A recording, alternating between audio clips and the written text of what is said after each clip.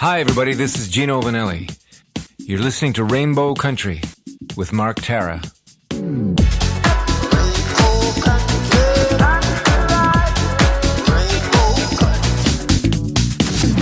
The views and opinions expressed on the following program are those of the persons appearing on the program. Today on Rainbow Country, Martha Johnson and Mark Gane, better known as Martha and the Muffins. We'll find out about their latest album, 2021's Marthology, the In and Outtakes, and so much more. So, stay tuned for Gay Talk Radio right here on Rainbow Country. Hi, this is Emily Saliers from Indigo Girls. Hey everyone, this is Chris Harder, porn star, burlesque performer, and the creator of Porn to Be a Star. You're listening to Rainbow Country with Mark Tara.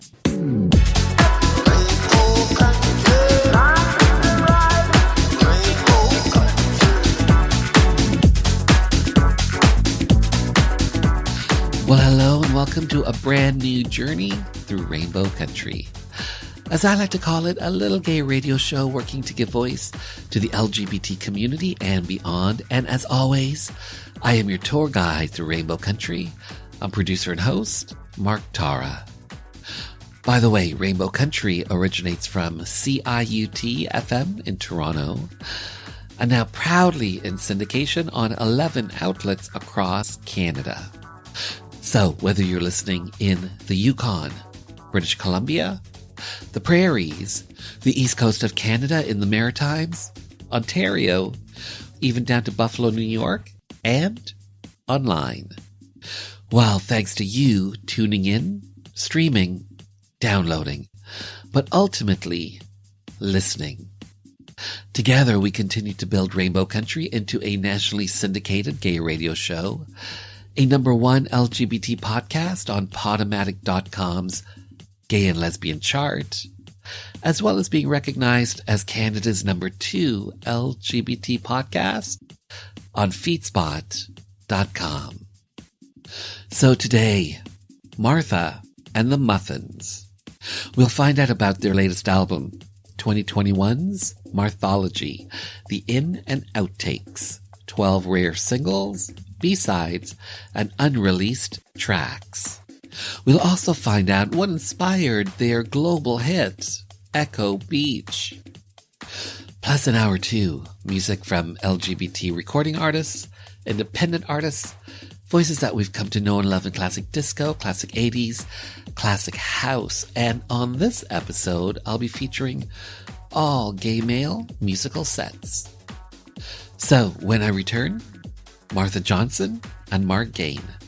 Martha and the Muffins.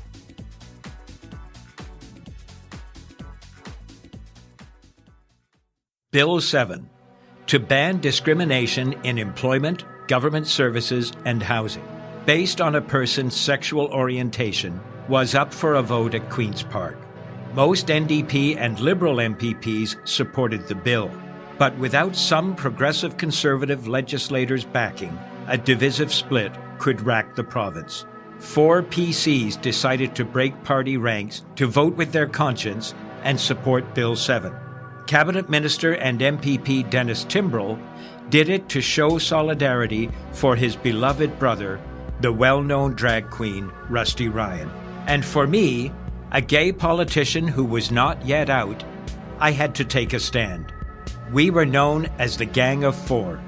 I'm former Cabinet Minister and MPP Phil Gillies. The date, December 2nd, 1986, when LGBT rights came to Ontario. Canada's LGBTQ2+ archives just released Out North, an archive of queer activism and kinship in Canada. Order a copy from your local bookstore to dive into hundreds of loud and proud stories and photos of historical queer life in Canada from pre-1939 to today. Get your copy from your local bookstore. Out North, an archive of queer activism and kinship in Canada.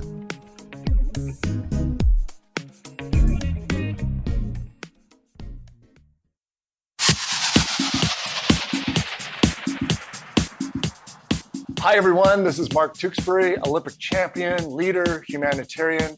You're listening to Rainbow Country with Mark Tara.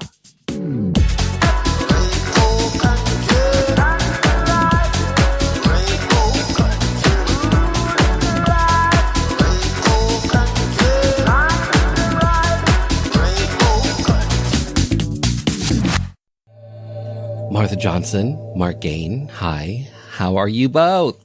We're good, Mark, and hello, we're fine. we're happy to be here. Thank you both for being here to have your voices, your story be heard by the LGBT community and beyond. So thank you for that, especially to talk about Marthology, the In and Outtakes, 12 rare singles, B-sides, unreleased tracks. Martha Johnson, how are you feeling that this new record is out to the world? How are you feeling about this? I feel really good about it, but I don't think we had a lot of expectations for it when we started putting it together. We just thought it would be something for our diehard fans around the world, but it's getting a lot of interest and hopefully a lot of listening. So I'm very happy we did it. And Mark Gane, how are you feeling about having this new Martha and the Muffin baby out there?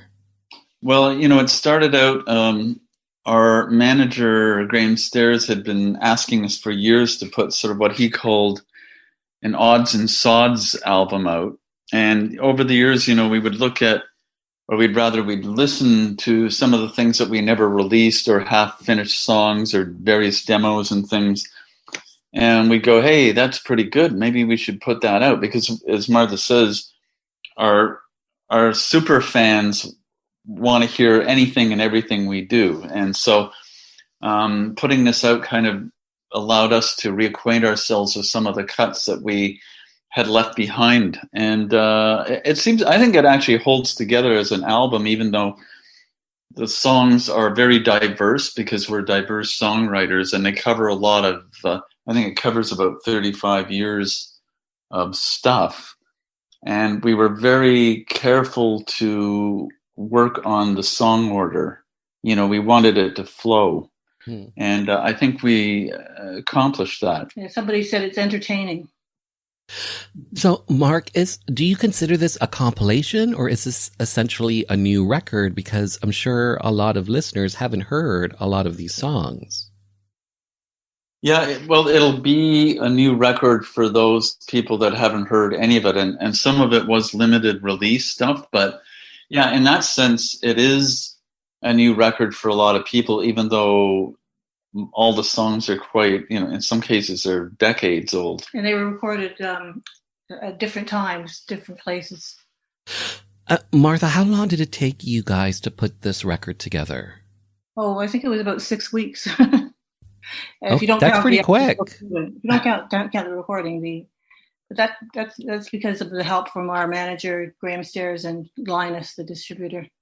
But yeah, as Martha says, if you don't count the recording of the songs, which I think the earliest goes back to 1984, it actually fell together pretty quickly because I think we had a good idea of what we wanted to include after a first sort of going through the archives. And that came together pretty quickly. It seemed like, oh yeah, we're definitely going to put this one on.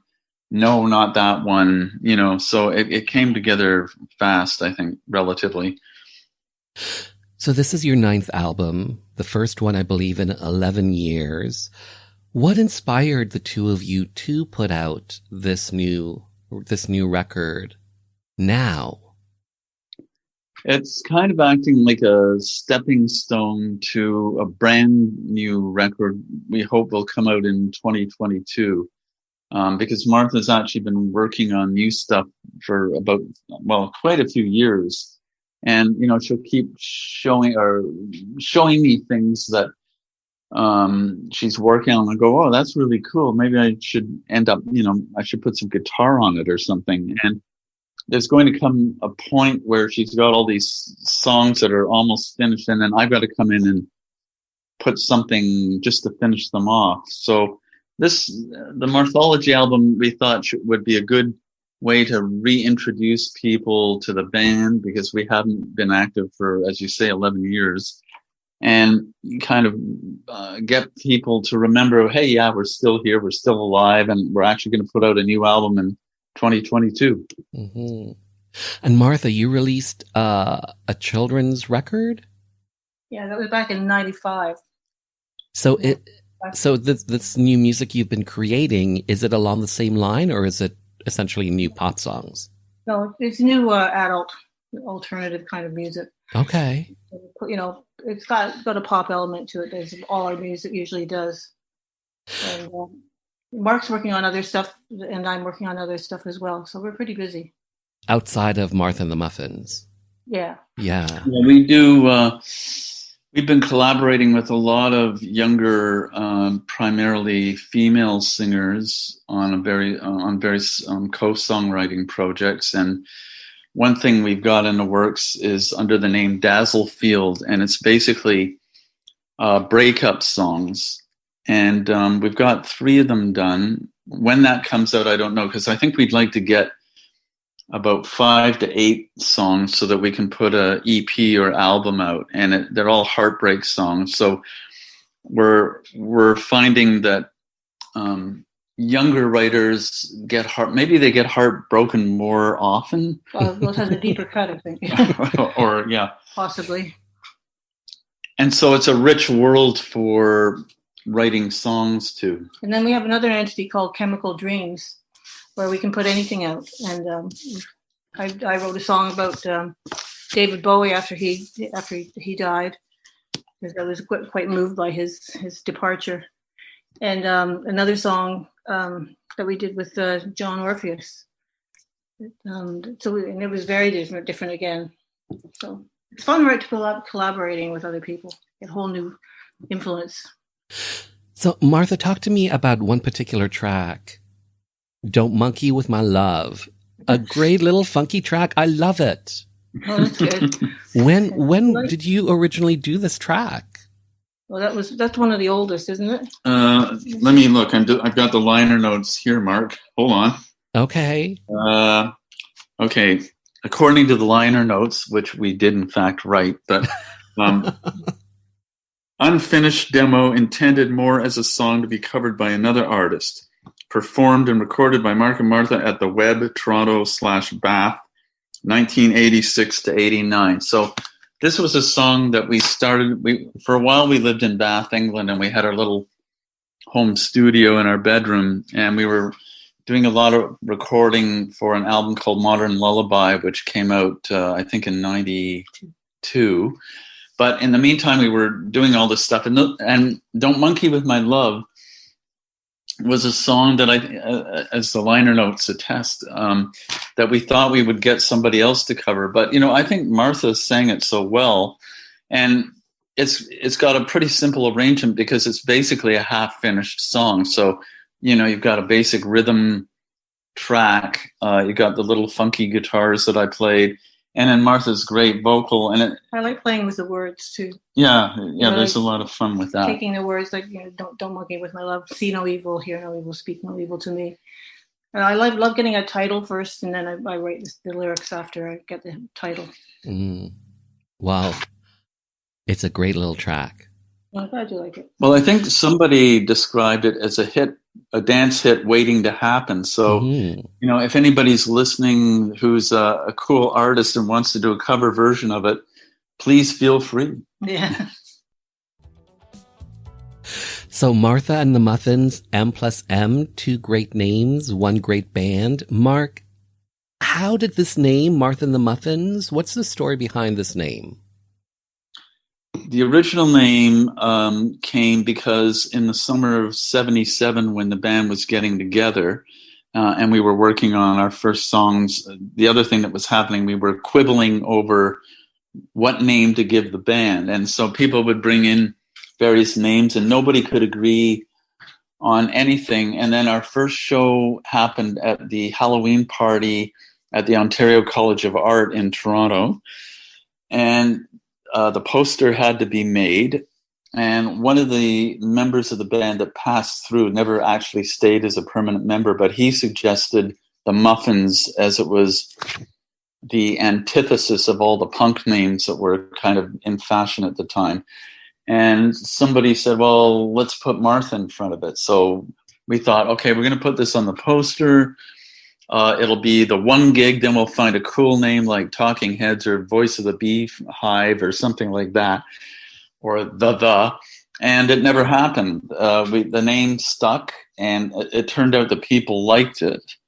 And that's how the early, that's how the band name came about. And then with the M+M, I have to take total responsibility and blame for this, because at a certain point, I decided I was really sick of being called a muffin. He doesn't look like a muffin. I don't look like a muffin. No, neither you do. I realized that it's a term of endearment, but I was just going, okay, at that point I was probably in my 40s, and I was going, how long am I going to be called a muffin for? So I decided that we should decide to change it to an abbreviation, because we'd kind of ended the band format and we were more like a duo at that point. This is around 84. So I said, how about M+M? And I applaud you, Mark, because you actually called it M+M. Most people call us M&M, and we go, no, it's M+M, but and so that didn't translate. And it was kind of like that whole thing with Coca-Cola years ago when they came out with Classic Coke and then rebranded it. And it was a total disaster. So that when we had this dance hit called Black Stations, White Stations in 84, nobody really made the connection between Martha and the Muffins and M+M. Like Martha and Muffins, oh yeah, they did Echo Beach and etc. And then M+M did Black Stations, White. And there wasn't a real bridge there. So that at a certain point, we'd run into fans, and we took a informal poll and said, what name do you like better? They always liked Martha and the Muffins better, so we went back to that. And at what point did you go back to that? Like in the 80s or 90s? No, we went back to that when we did that bedroom album in Bath, England called Modern Lullaby, and that's when we went back to the original name. So I believe 1978, Insect Love was your first single. You guys have had a number of singles that went around the world, international hits, Song in My Head, Women Around the World at Work, Cooling the Medium, Black Stations, White Stations. Those three tracks in particular were produced by Danielle Lanois, superstar producer, who went on to produce Brian Eno, U2, just to name two. How did the two of you originally meet, Danielle Lanois? Our original bass player had left the band, Carl Finkel, and we were looking for a new bass player.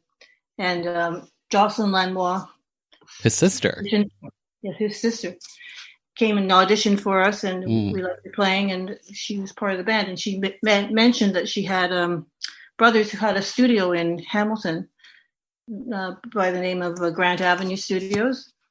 And we didn't think it would be a really big studio or anything to write home about. And we got there. It was a beautiful studio, really well run.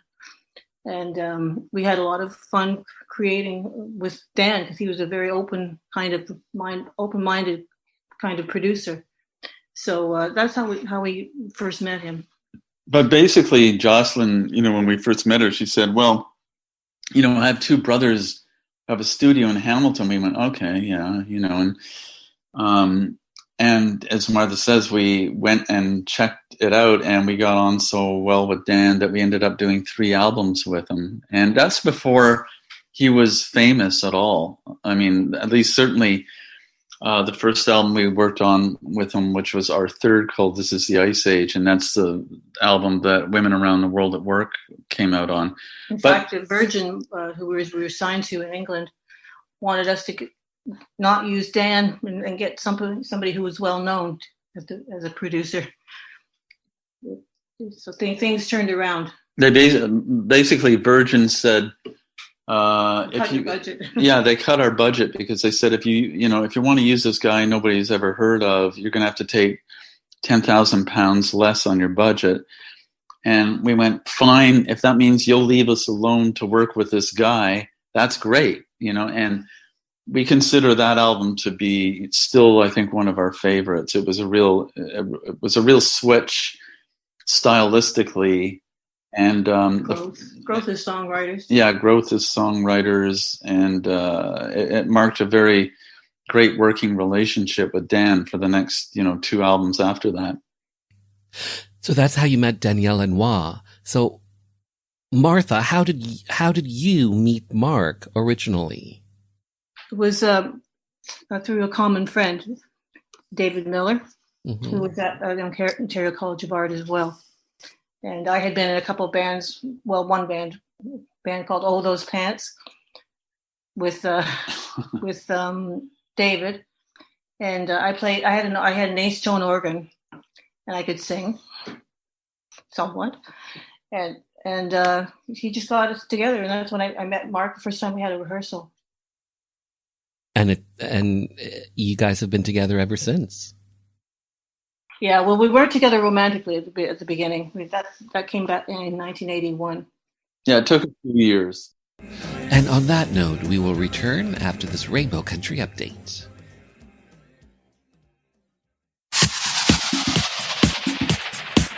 I'm Brian Bradley, author of Outrageous Misfits, female impersonator Craig Russell and his wife, Lori Russellidi. You are listening to Rainbow Country with Mark Terra.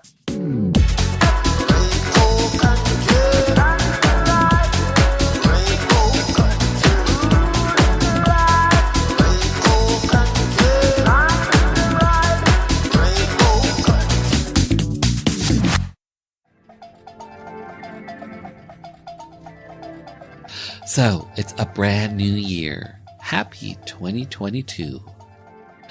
I wanted to take this time to let you know what I have planned over the next few weeks. Rat Chat Magazine, Canada's newest publication that crosses the spectrum of flesh and ideas. I'll be joined by writer, filmmaker, and now publisher, Nora Rosenthal, to find out all things Rat Chat and what inspired that name. Reverie TV, the world's first LGBTQ streaming platform. I'll be chatting with the CEO and co-founder, Damien Pelliccioni, who is also Hollywood's first gender non-binary CEO. And coming up next week, Olympic bronze medalist, Olympic silver medalist, Olympic gold medalist, 2-time world champion, 2-time 4 continents champion, Grand Prix finals champion, and a 7-time Canadian Nationals champion. Peers figure skater, Eric Radford, will be my guest. All that and more coming up over the next few weeks. Hi, my name is Joanne Vanicola, and I'm an actor and a writer, and I was first on Rainbow Country with Mark Tara on discussing the massacre at Pulse Club in Orlando. I realized how important it was for our community to have a radio station, specifically for our issues, to talk about people in the LGBTQ community and to provide an outlet for our stories, to discuss our politics, culture, and give voice to the issues that matter to us, and of course our artists and the things that we do globally, and talk about culture. And without people like Mark Tara providing a space for this with a radio show like this, then we wouldn't have that voice. So support, tune in. Thank you.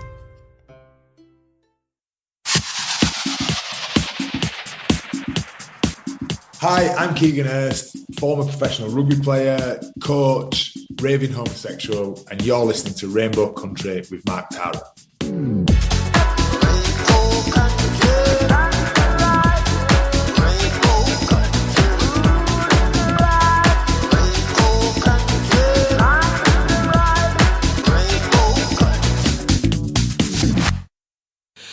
So Echo Beach, the single that went around the world, top 5 in Canada, top 6 in Australia, top 10 in the UK, reached number 11 on the Irish charts, reached number 37 on the Billboard Dance Chart, won the Juno for Single of the Year, and I believe has close to 30 million streams on Spotify. The album, Metro Music, that featured Echo Beach, went gold. In 2005, the song was named the 35th greatest Canadian song of all times on CBC Radio 1 series 50 Tracks. How did Echo Beach come about? What inspired the song originally? Well, Mark can answer that because he wrote the song. So take it away, Mark. Okay, well, a couple of years before the band got together, I had a summer job at a wallpaper factory.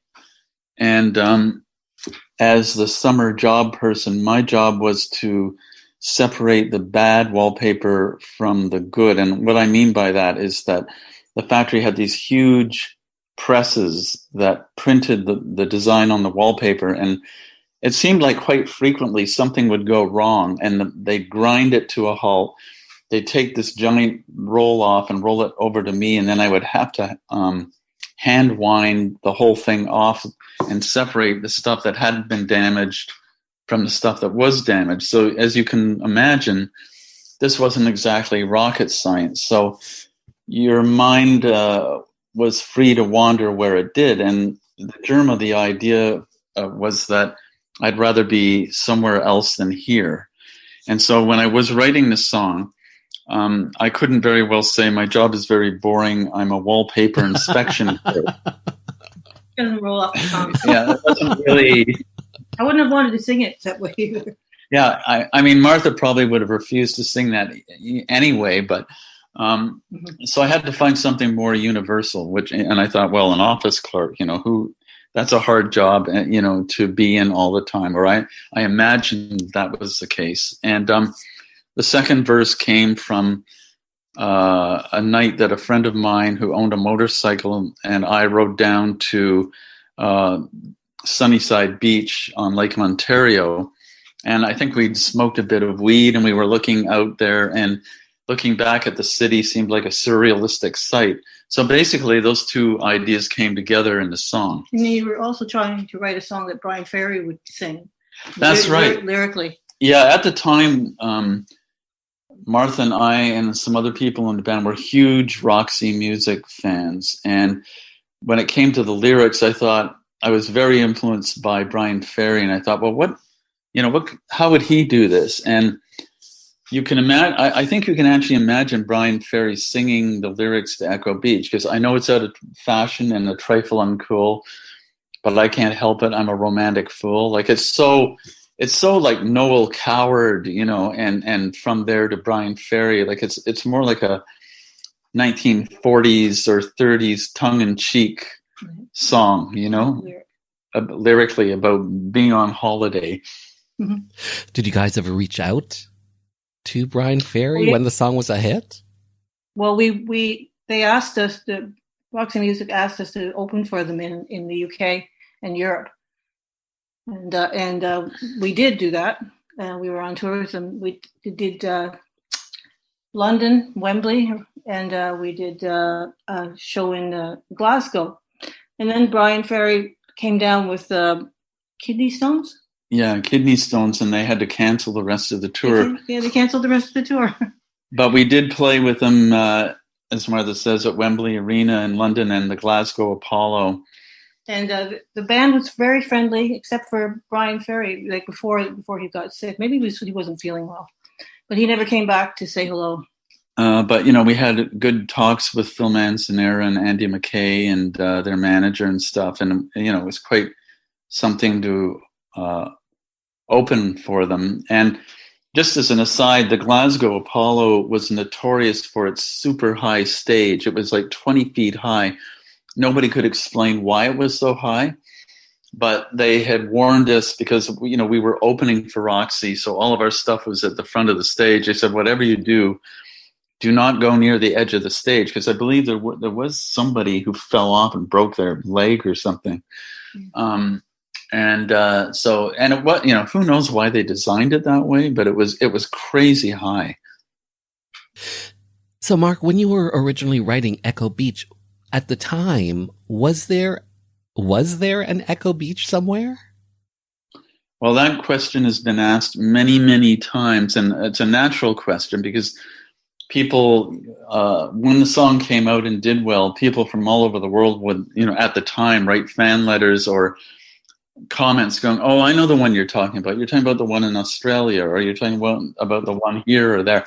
And it wasn't about a specific place, it was about a state of mind. And when I came up with the name Echo Beach, it was more a mind thing. And it was only after the song became popular that people started telling us that there were real Echo Beaches all over the world, in fact. And people have also named strange things after the song. Mark has a list of things that he's... Like a restaurant in Toronto called... Is there? Echo Beach Restaurant, isn't there? Well, if there is, that's a new one. But do you want to hear the partial list I have? Yes. Okay, so the most recent one probably is the Toronto venue down at Ontario Place. That's Echo the one. Beach. That's the one I'm talking about. Oh, okay, yeah. So we got that, and there was a UK television series. There's resorts in Bali and Zanzibar. There's a racehorse, a German dub record label that does dub music, a science fiction short story, an iris, the flower. Dance piece, an Australian youth hostel, and the latest one, I think, is an online game called Greetings from Echo Beach, Far Away in Time, where the protagonist is not an office clerk. It's a science fiction scenario where music is illegal, and this person's job is to hunt down musicians and arrest them, or worse, I think. Wow. You've done some homework. It's not so much that it comes to us. Okay. Yeah, like it's and we're talking about a 40-year span. All this stuff didn't happen last week, but it's cumulative. I think it's fair to say that when you write a song, when you record a song, when you release a song, you don't necessarily know if it's going to be a hit, if the world will accept it, essentially. Were the two of you surprised at the reaction to Echo Beach, especially around the world? Definitely. I think it surprised everybody. I mean, I think that was one of the reasons we got signed to the label. But you never know whether a song's going to hit or not. So we were all surprised. We would get phone calls from Virgin in England when we were in Toronto, and each week it would be song Echo Beach is at 62 in the charts, and then the next week it'd be it's at 31, 15, and they just kept going up and up and up. And it was great playing over there when the song was really at its peak. There's nothing like coming out on stage and having an audience that enthusiastic about what you're going to play. There's a song of yours, "Stay at Home and Dance." Was this recorded during the pandemic, during the lockdown? Yes, and that was another idea of our manager. It was based on a song on a much older album called Mystery Walk, and the original song was Come Out and Dance. And he said, why don't you do a new version? Stay Home and Dance, because this was at the very beginning of the pandemic, and nobody really knew what was going on, and it was a sense that there was something happening that was probably out of our control. And it was also, so we did a new version called Stay Home and Dance, and it also was inspired by a quote by the House Speaker Nancy Pelosi in the U.S. Congress, who said at the time, there's nothing better than dancing at home, especially if nobody can see you. And we thought, oh, that's, it's all tying in here. And when we made the little video to go along with it, we used home movie footage of our daughter when she was about 2 or younger, dancing around the kitchen, combined with footage of an art piece I did in 1975 where I wrapped my parents' house in wallpaper, the same wallpaper that I was sorting at the factory. All ties in. Why didn't you put this song on Marthology? Well, it had been fairly recently out. I think that's one of the reasons. And but maybe you particularly didn't want it to be. I thought that, I agree. I think it was too soon. And I kind of wanted to put the more weird stuff on first. And of course, as we were working on Marthology, I was already thinking what we could put on for Marthology Volume 2. And I think, other people have noted that too, Mark, that Stay Home and Dance is not on it. But maybe that sets the stage for a second volume. But I don't think we have a good answer for that, really. Mm-hmm. Stay tuned. Yeah, stay tuned. Random question. Is there a mural of Martha on the Muffins on like an electrical box or a phone box in Toronto on Queen and McCall? Yes. There is indeed, yeah. And that came about, we were approached by an artist named Julie McMillan, and there was some funding involved for honoring early Queen Street bands. And I wish I could remember the name of the guy who was involved in this, and I'm sorry that I can't right now. But Julie, she approached us and said, I was told to pick one of the bands from that era, and I picked you because I've always been a fan. And so she did. She asked for archival material like any early photographs from the day, things like that. So we provided her with all this stuff, and from that she made a mural. So the mural that you're talking about is on a phone box on McCall Street. Which kind of, the phone box in itself is like the epicenter of where we used to be back in 77, because it's literally steps away from the Ontario College of Art and Design, as it's now called. It steps away from St. Patrick Street, and if you know where the Rex Hotel is, right across the street on St. Patrick is a little building at number 4. That was our rehearsal spot. And up until about 2 years ago, there was the old Brinks building just south of the art college. That used to be the experimental arts wing of the college, and that's where the sound lab was, where we did a lot of recording and stuff. So, and also the Beverly Tavern. It was right there along Queen Street. So there's a lot of music history there, and I think it was very well cited. Mm. And she did a great job. It was quite an honor to be memorialized. Hello. Yeah.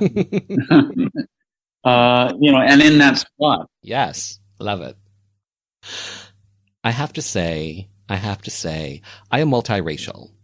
So when Black Stations, White Stations came out, I was like all over that song because I'm like, what? He was black, she was white. What? Well, you know what? At the time. So fantastic. Yeah, like at the time, there was all this, like we were naive, right? Because when we were touring in the States, there were all these like Black Station, White Station formats, which I don't believe was ever the case in Canada. And we were going, what? Like Black Stations, wait. And at the time, there was this huge controversy about whether Michael Jackson was going to get played on white stations. And of course, he put out Thriller, and the rest is history. But there was a lot of talk about whether he was going to like break through to the white stations. And, as musicians, we found this incomprehensible. And it got to number 2 on the Billboard dance charts, but then Prince put out When Doves Cry and beat us to the number 1 spot. Hey, what better than to be beaten by a Prince? Yeah, I know. That's what we say. That's why it's a good story. Fantastic. That's such a great song. I love that song. And a lot of your videos are so cool. Like, what is it? Song in My Head? You guys are like going around in that thing? Yeah. Very dizzying. I would think. And your extras, so much fun. Yeah, they had a good time. They're just ordinary people. Fantastic. Thanks again for your time. All right. Thank you, Mark. Nice meeting you. Marthology, the In and Outtakes, 12 rare singles, B-sides, and unreleased tracks, is out now and available wherever you get your favorite music. And for all things Muffins, you can find them on social media as well as on Facebook. Martha and the Muffins.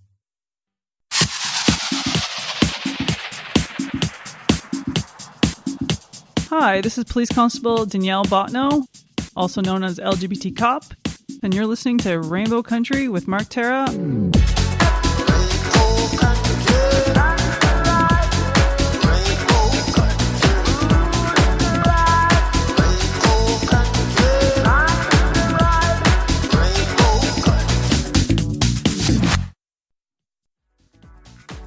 And just like that, this little gay journey through Rainbow Country has come to an end.